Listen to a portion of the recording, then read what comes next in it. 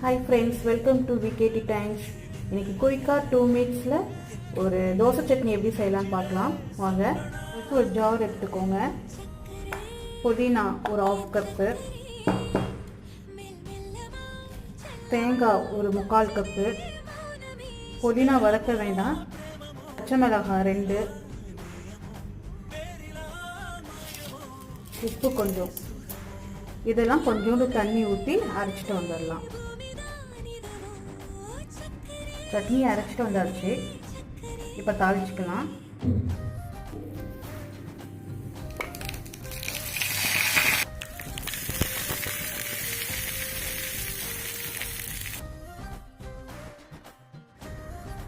Two minutes chutney ready ஆயிடுச்சுங்க.